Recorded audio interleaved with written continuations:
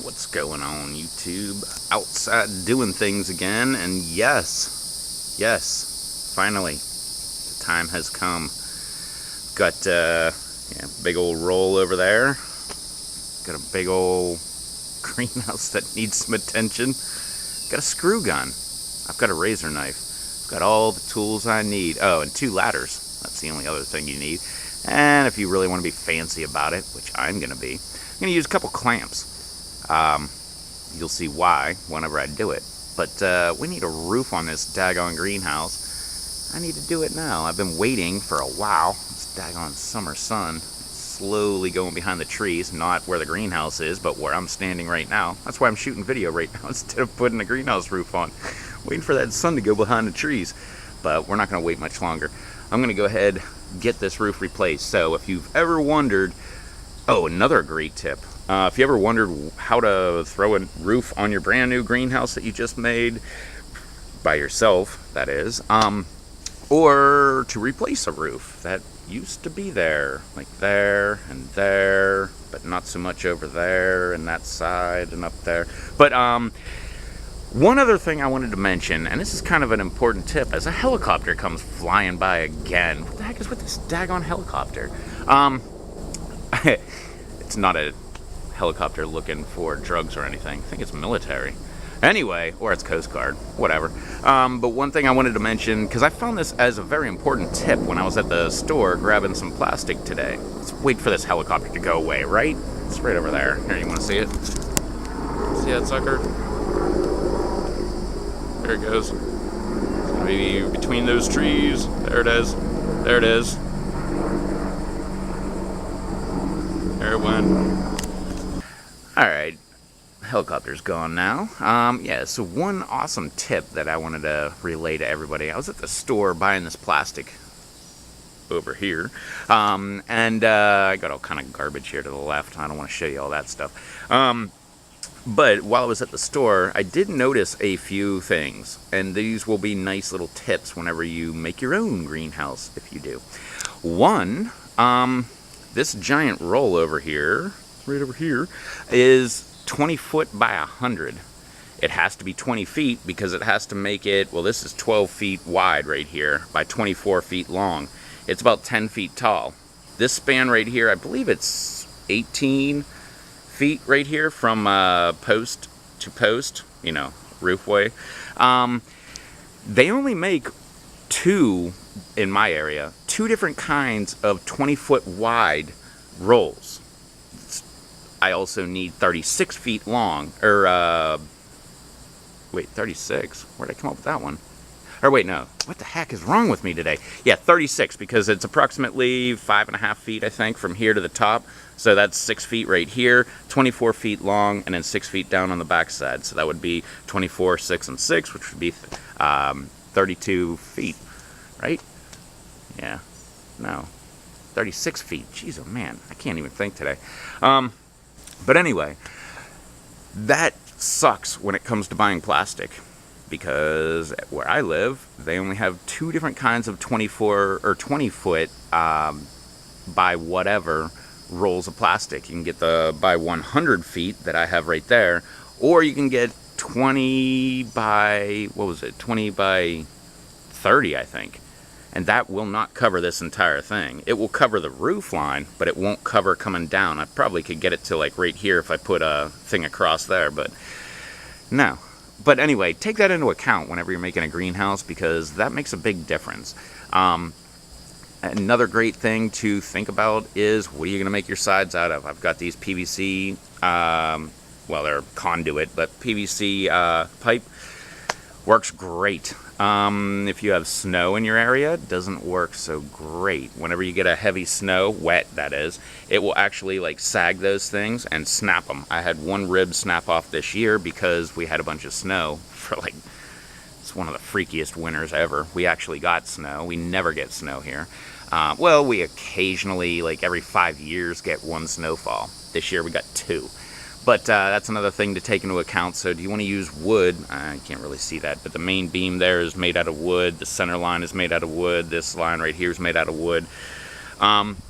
So take that into account as well. I'm sure if you did like an A-frame, if you went from the main post there straight down and made it like an A-frame, the snow would kind of slide off a little bit easier, much easier than just weighing on your greenhouse. That's another thing to take into account, whether you have snow or not. Plus, not only that, but you can make it an even sharper angle. That way it would really try to let the snow right off of it if you have that kind of problem. Or rain. Rain becomes a big problem too. One big major thing that I did wrong, I've said this many times, but see this line right there? I went from the center and I just went over a little bit and threw a line there. Do not do that. When you do that, the plastic will sag right in this general area and you get rain accumulation. And the very first year I had this thing up, about a month or two in, the whole back half of the greenhouse collapsed because I put the stupid bar in there. Don't even bother with that. Just do the single hoops and the rain will just fall right off. There's nowhere for the rain to actually accumulate. So that's another great tip. Well, heck with it, let's walk on over here. What the heck? If you look right over here, I've got a gutter on the side right below this part. I guess I guess this is technically where the roof starts, right below the roof. So the rain runoff will run down here. This rolls down, goes into a container inside the greenhouse. I was using that for rainwater accumulation. That's a great tip. Also, try not to have a daggone hot tub as your aquaponic thing. That way you can make this thing a lot shorter. Longer isn't really the hardest part, because you could always put your plastic like to the center line and then bring it back like 2 feet and overlap the next layer and go the rest of the way. You could keep doing that even if you had like a 100-foot greenhouse. That would work, and it would work a lot better. And if you really wanted to be crazy about it, you could come back on that overlap and put tape all the way down on one side, tape all the way down on the other side. That's always a great tip there. But the plastic mainly is the main thing I was trying to get at. Try to build a greenhouse where the plastic would be the cheapest that it can be, because this daggone roll over here, that's like it's pretty daggone expensive. It's like 120 bucks or something like that just for that one roll. And if you went a different way, if I had if this wasn't 12 feet wide here and I didn't need to get 20 feet for this whole roof wide, my price would drop tremendously. So just keep that in effect too, or in the back of your mind. Also, if you can have like take this part of the greenhouse out of there, maybe it was up against your house, and you just start it right here and come down. That makes a completely different building. Like now, you could also have like your roof line up above it here, so the rain would come down, hit the side of your greenhouse and go down, not the very back. So you wouldn't really need any kind of protection right there. But if you had a main beam there, you could use, like I do to hold the plastic down, these furring strips. You can see that. They're just little, what are they? Like 3/4 by a 1/2 inch, I think. They're not very thick. But, and then just screw right into them. And just that wood itself will hold the plastic. I mean, obviously it's still held right here. But anyway, this has been a long video. I was going to cut it up into 2 videos, one on tips on how to do it and one on how to do it. But, yeah, or maybe I'll just make this a video about tips on how to make a greenhouse. I don't know. Another great piece of advice is right there. It's not working, mainly because it was just its time to die. You can barely see. It is a window fan. I made a little frame around there, put a window fan in there. That has a temperature setting on there. So whenever you have that thing all set up, you could say, like, when it hits 72 degrees, turn on. Which you can buy those kind of timers. Not really a timer per se, but you know what I mean. They are an on-off switch, technically, that's controlled by temperature. So you can buy those. They're in the attic section, or like the roofing section of your local box store. They usually make them for ceiling fan, or not ceiling fans, but like attic fans for the roof. They're very expensive. Well, I say very because a timer is like $1 or $2. These temperature controlled timers that I'm talking about, I haven't seen them in my area. Maybe they're different in your area. Maybe they're way more expensive in JT's area. But those climate control on-off switches are usually like 20, 25 bucks. But that being said, you could have that thing and mount it all the way up on the top of your greenhouse, and wire it to all the fans throughout your entire greenhouse. Then they would all kick on and bring air in or out, whichever way you have it. You can't really see it right behind this plastic. I have, actually, let's go look at it since I'm talking about it. I've got an attic fan. It's one of those big old barrel fans like that. And it's got those little mounting brackets so you can mount it to your ceiling. And this line, the electrical line going out, you would tie that into the other line. This is set up as an intake fan. Usually I remove this piece of plastic, and this will just suck air in and blows it up towards the roof line. This one would grab air and blow it out. And if I can get over here, oh, you can't even see it anyway. I don't even know why I walked over here.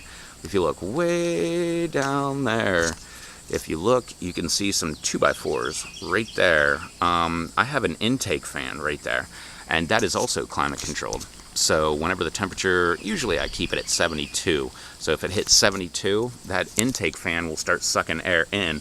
This exhaust fan here is no longer an exhaust, it's an intake fan. It'll be sucking air in and blowing it up towards the ceiling, and then this exhaust over here blows out the hot air, because remember, hot air rises, cold air falls. So that's another great tip for you on ventilating your greenhouse. Yeah. Well, most people don't go this big with their greenhouse, and if they do, it's usually like, I don't know, 100 foot long, not 24 foot long. But I just needed enough room to get this stupid hot tub in there, and then room to walk. I never imagined putting these containers here where the peppers go in there as well. So yeah, I guess part of that advice would be plan ahead a little. Don't just think of something and go, I can do it, and then do it. I actually sat here and thought about this greenhouse for I think 2 or 3 months before I actually even started buying parts for it. I double checked myself like 15 more times and then actually built it. But still, looking back, there's so many different things that I could say not to do or to do. I've got these 2 windows in the back there, just wood frames there, and I kind of like them. They're, I don't know, I just like windows in general, so I thought that was really cool. That could be another great little piece of advice. Maybe you want to put some of those in. Or another great thing is if you do like a wood frame and you do like an A-frame type style here, you could have like every other panel like that. You could do a wood frame inside of that, and that way you could actually, open it up this way so the air can go out there, or you could open it up this way so the air could go straight out. By the way, you can also get little, they're not, well, they're like switches technically, and they will automatically do that based on temperature again. You could have that happen. Probably need some sort of rain override, because you don't want the rain getting into the greenhouse, or maybe you do. Depends on what you're doing. Let's see, what else do I have here? No, I think that's gonna be good enough. That's just a bunch of different pieces of advice that I've got for you. This greenhouse, I don't know if you're electrically inclined, but this greenhouse right here, I brought in, I got a weatherproof line here buried in the ground. It comes in giving power to the entire thing. I've got a main shutoff right here, which it's got a big old shutoff right there, just to kill power to the entire thing if I wanted to. Semi-waterproof case. They use these around here all the time for HVAC unit shutoffs outside, inside water heaters, hot tubs. That's a big thing that they use for hot tubs around here.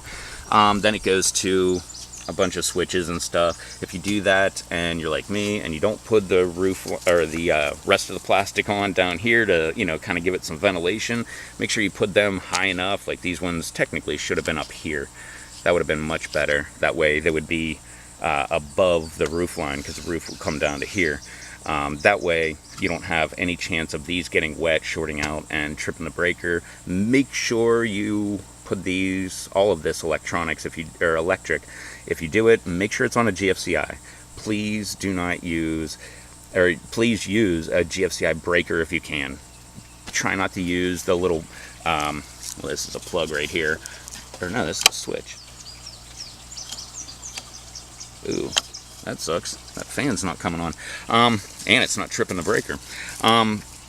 But you know the little outlets that have the little test reset thing on there? Don't use those. Those things, and why? They're a GFCI, man. Can I use them? Yes, you can. They work, but when they fail, they usually fail on, which means it leaves electricity on your circuit, and it's no longer GFCI protected. I would much rather see everybody get a GFCI breaker. Much better. If you really don't want to do that, go get one of those extension cord pieces. It's like 2 feet long. Has a little test reset thing on there. Those are made to fail off. I have one of those actually in my truck. Otherwise I'd show you. But I've shown it in past videos. That's a much better idea than using one of those little outlets with the test reset button on them. Because like I said, the outlets will fail on and the breakers will fail off. And the little extension cord pieces, double check and make sure that I'm correct, because I'm pretty sure most of them will fail off. And that's what you want, because if there is water getting into your electrical stuff and it is shorting out, you want it to just trip the breaker and be done with. You don't want to be messing around with, hey, let me put my hand in this aquaponic tank, and then next thing you know, somebody finds you a couple days later. Yeah, that always sucks. Anyway, yeah. So that's it. That's my tips, I guess, for having a greenhouse. How long have I had this thing? I don't even know. 4 years now, I think. So just figured I'd go ahead and do a video about some things to do and not to do when you make a new greenhouse. This, one other fun thing, this door here I actually made. It's, I mean, got a little screen door handle, got a little, this isn't for keeping people out, by the way, in case you're wondering that. This actually, door, yep, the door dropped. But this piece actually will fit right in there, so it'll clasp. This is my lock, by the way. Obviously, it's not keeping people out. And it's not for keeping animals out. It's usually for keeping the wind from blowing the door open. And you can see this thing's kind of bent. Yeah, it works. But the door, I just made mine out of 2x4. Just made a nice little frame. It does have screen on the inside, and then it has plastic on the outside. There's my rip. I was wondering where that was. Nice little hook in case I'm inside and I want to keep the door shut and not have the wind blow it. One other thing that I noticed today, it was right next to this plastic stuff that you can buy. They actually have something, I don't know how it works, but you can put it on your plastic, and technically it's like you have a piece of plastic here, you have another one right here. It will go on both of them and have a zipper in the center. So you could just do that, have a zipper right here on a door frame type area, and you could just have a zipper to go in and out, kind of like a tent. So I thought that was pretty cool. I never saw that before. So that's another awesome little tip. What else we do? The electric, the windows, the ventilation, the fans, yep, design. Think it over on how you want to design your greenhouse, and think about the worst case weather that you have and the best case, because like here we get hurricanes. That's probably one of the worst cases. Sometimes we get snow and it'll accumulate on the roof, like I talked about earlier. That's one of the worst cases. We also have extreme heat, like 100+ degree, that's Fahrenheit, temperatures here. That will take its toll on this plastic. So make that decision, you know, well, just add that into your calculation of whether you want to use cheap crap plastic, or if you want to go with the actual greenhouse grade plastic or not. But also, like I said, the angle of your greenhouse, that could also help you out in, you know, whatever kind of weather you have. If you just have extreme rain, not that big of a deal. You can do this exact design and you'd be fine. Well, except for that line, or that piece at the top I was talking about earlier. Don't do that. But yeah, just take your weather into account. And also, how about this? Also take this into account as well. Because I don't think people think, well, maybe, I don't know, maybe I'm reading too much into it. But some people, like, maybe you just don't take this into account. Because always take this into, jeez, man, how many times do I have to say that? Take this into account, take it into account, take it into account.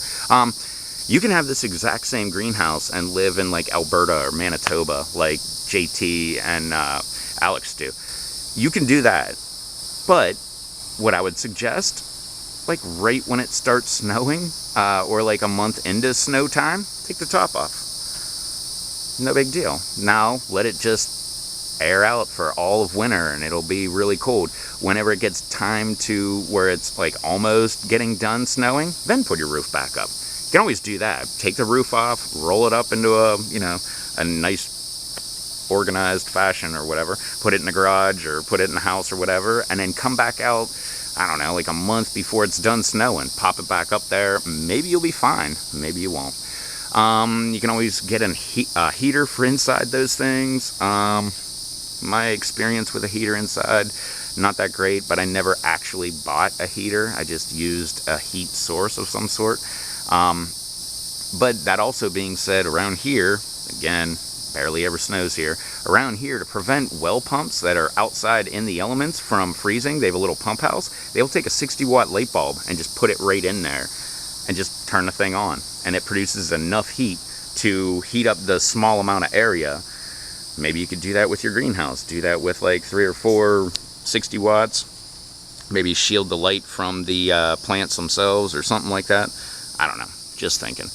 But yeah, anyway, hopefully that gives you a little bit of insight on what to do or what not to do whenever you build your greenhouse wherever you're at, and hopefully that gave you some tips for it. So I gotta get going because the sun is practically off of this greenhouse and I need to replace that roof. So I am gonna get on that right now. So thanks for watching. As always, hop in that comments section down below, leave a comment, not just for me, I love the comments, but for everybody else, just so they know that you were here.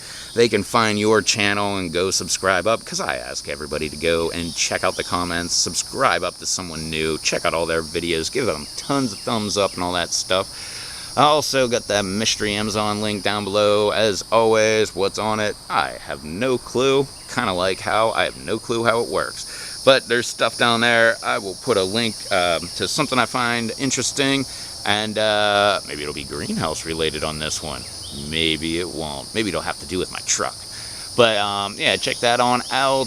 Check out the live streams. Lately, it's been Monday for the regular old live stream and Friday for the, hey, it's been a long week of work, let's just get crazy and start a live stream and fall asleep kind of thing. But yeah, check out those things. Do all that fun, happy social media stuff down below. Check out all the social stuff. There's links down below in the description. Check all that stuff out. And I will catch y'all in the next video. So, till then, later.